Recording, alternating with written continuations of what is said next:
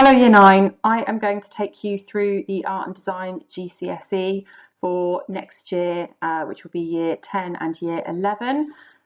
So I'm going to start by talking about the course and how it's broken down into a portfolio, which is coursework, and that is 60% of the GCSE.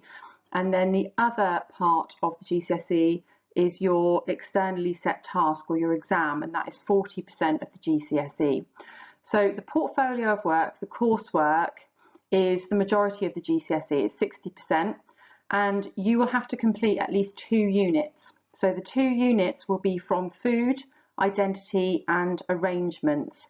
And it says here on this slide that if you are considering taking art and design at GCSE, you do need to be prepared for the amount of work that goes into these coursework units. It is very time consuming. It is very enjoyable. All of my art students would say that art is very rewarding, it's quite therapeutic, but it can also be very demanding, very time consuming and quite frustrating at times. So you do need a lot of independence, resilience, enthusiasm to do this course. So as you can see here, these are just some images of food, identity and arrangements.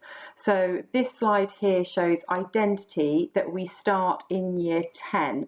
The food unit you've actually already started in Year 9, and we will go back to that within the 2-year GCSE course.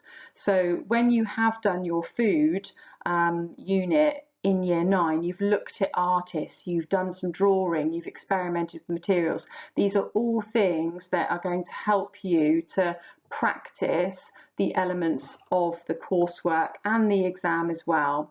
So have a look at the pictures on this slide just to see if they interest you. If they don't interest you, this is a coursework topic that you'll be doing for about a year, at least 2 terms. So if this doesn't interest you, that tells you something about the Art GCSE. It might be for you. The arrangements and natural forms unit can be a 3-dimensional unit. So you'll see here on this slide that there are some sculptures, some 3D pieces, because on the art course we try to introduce you to a range of materials. You will learn how to use a range of materials. And don't worry if you haven't had a lot of practice this year because of COVID. Obviously, we are going to teach you the basics. We are going to teach you how to develop your skills, how to develop your use of materials. You just need to have, like I said earlier, this sense of experimentation, the fact that you will make mistakes, but you learn from your mistakes. So then we come on to the exam, or the externally set task, which is 40% of your GCSE, and you start that in January of Year 11. So you actually start it in January. It's the earliest exam that you will take the Art GCSE, and that's because you need a period of time to prepare for the 10-hour exam. Now, a lot of people do stress out about the fact that this is a 10-hour exam, but it is over 2 days. You get breaks, you get lunch, so you don't need to worry. The 10-hour exam is actually a really nice exam because you've had 3 months to prepare for it. You know what you're doing going into that exam. It's not a written exam, it's a practical exam that you have planned for, that you have designed for. So it is a good exam, even though it might not seem like a good exam because it's 10 hours. It actually is. You've had 3 months, you've had from January right the way through till April to prepare yourself for that exam. So in terms of assessment, how is GCSE art assessed? So it's assessed on 4 main areas.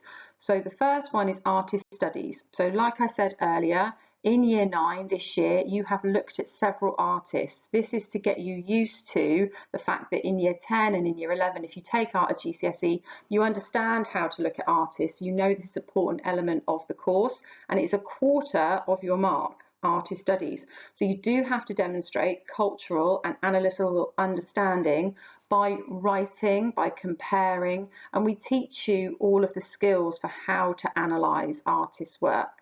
The second assessment objective is about how you refine ideas through experimenting with different materials, media, resources, techniques and processes.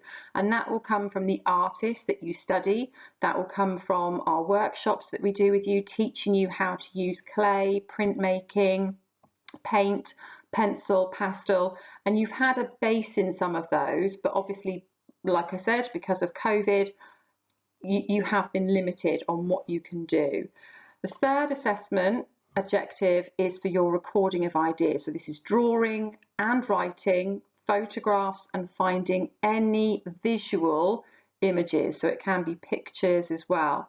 And then finally, the last assessment objective is your final piece. So you have to present a personal, informed, and meaningful response to your prep work, so to the artist studies, to the experimentation that you've done on the units that I was explaining about earlier. So identity, arrangements, and then go back to it.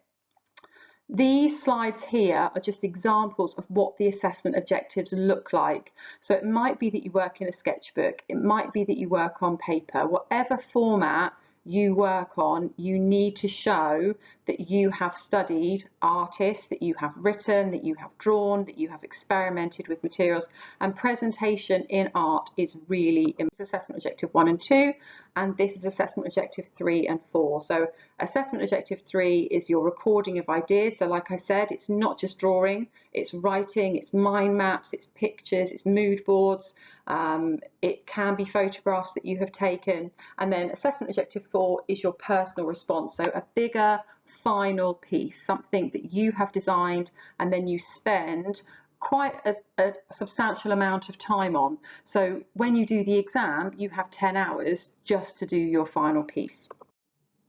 So why study art and design? So students that study art and design will be students that are creative, students that like a practical subject. Art also gives you the opportunity to study different people and cultures from all over the world.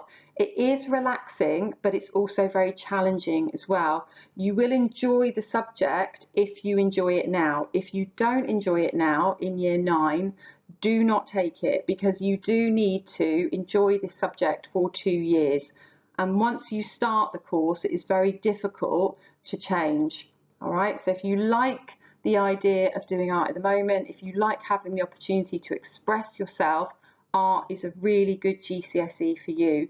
You also use a variety of materials. So like I said, it's a practical subject. You will use a variety of different materials, and we will teach you how to use those skillfully, and we'll use those and we'll refine them. But you do have to understand that you are not going to be perfect. You have to be independent. You can't rely on your teacher at GCSE. It's your work, it's not our work.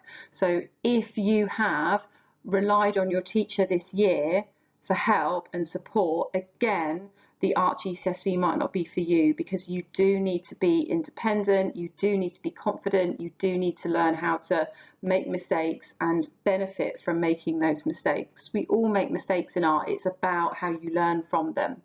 Also, you learn to be imaginative, creative, you learn time management skills, you learn how to organize yourself, and you'll be really proud of your achievements. You will be so happy by the end of the course with the work that you have produced. All of my art students are so proud of their work. They can't wait to take it home. They can't wait to show it off. So you will be really proud of what you achieved within the 2 years. So what makes a good GCSE art student? I think I've covered this already, but somebody who enjoys their current art lessons, somebody who's well behaved in the art lessons. If you aren't behaving yourself now and you're distracted, please don't choose art at GCSE. You need to enjoy working on your artwork at home. You will be set an hour's worth of homework every single week. So if, again, that puts you off, it's important you understand this now before you opt for art GCSE. It is a very time-consuming subject. You have to have a passion for experimenting and learning from mistakes, as I have said several times, but you also have to be independent, willing to have a go, willing to get things wrong, learn from them. You need to listen to your teacher. So you will either have myself, Miss Bryce, or Miss Alexander, and you need to make sure you listen to us. We know what's best for you. We have done this for a long time, and you do need to be able to listen to us. Someone who will put in, I've said this already, an hour a week outside of art lessons, and somebody who works hard in lessons and feels confident about their work and ability. You need to feel quite confident, you know, that you can do this, that you can manage the course. And then finally, careers. There are so many careers within art. A lot of people don't really fully appreciate, I don't think, how many career paths there are. So I've listed them here. I won't read them all out, but animation, illustration, gallery curators, set designers, art critics, architects, photographers, tattoo artists. There are so many different art careers that you could go into, and there's a lot of careers on here, but you can read these in your own time. You can go back over this if you want to. If you have got any questions about the art GCSE, please come and speak to me or speak to Miss Alexander. We will be more than happy to show you more examples of GCSE work, to discuss elements of the course with you, and I will be presenting a photography GCSE presentation as well, so you can learn from that. The art GCSE is much broader than photography, so the art GCSE encompasses lots of different materials. It's far more hands-on. Photography is more computer-based. Yes, you take photographs, but 2/3 of your time are on the computer. It is more of a technical course. There's lots of writing in there, more so I think than the art GCSE. So any questions, please let me know. I hope you've enjoyed watching the presentation, and thank you so much for listening.